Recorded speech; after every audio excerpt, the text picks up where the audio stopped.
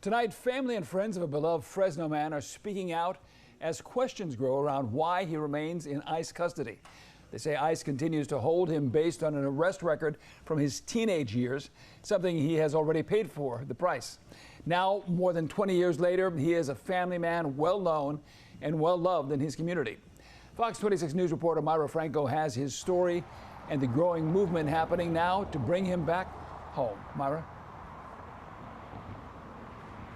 We talk with Sambe Poor over the phone, who is miles away at a detention center in Bakersfield. He tells me he's been there for over 2 months and counting, and hopes that somebody will finally listen to his case so he can come back home to his family.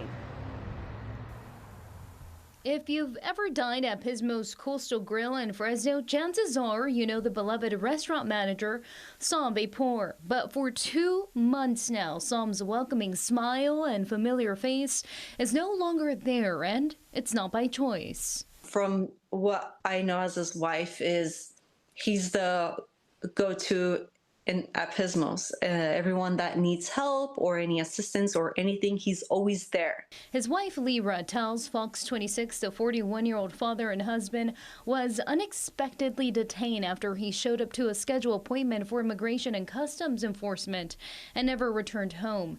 Lyra says he got a phone call a day after their 3-year-old son's birthday that agents wanted to speak to him. I knew he was going to the interview, and realistically, me as his wife and as a person, I didn't think they were going to take him away. I mean, it's just so shocking to me. And so the attorney called me after and told me that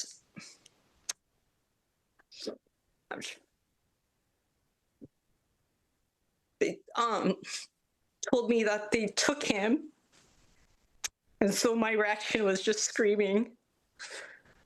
Sam's friend Cash Amin coordinated a phone call between Fox 26 and Sam, who is currently being held at the Mesa Verde Detention Center in Bakersfield.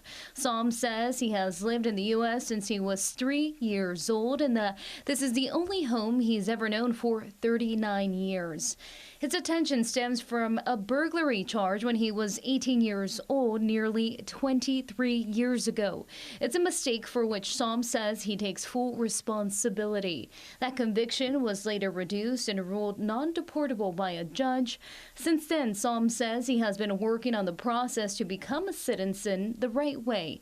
But tonight, Sam remains in ICE custody. It's like, why?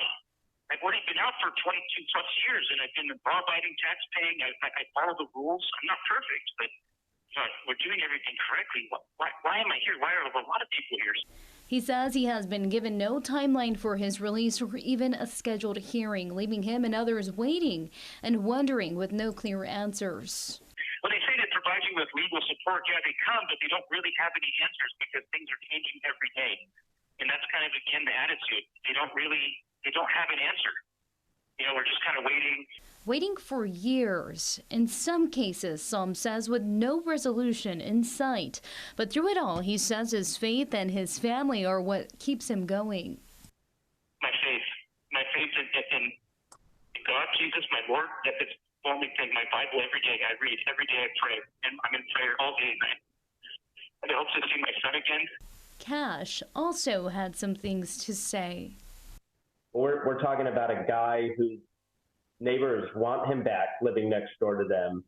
His employer wants him back at work. Look at all the social media posts about him. Just want to be reunited with my family. That's all I ask. You know, forget this ever happened. I just want to get back to being an American.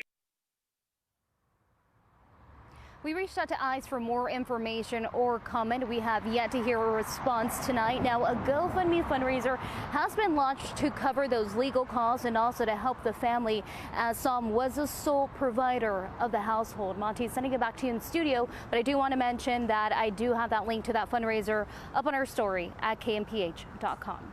All right, Myra, thank you.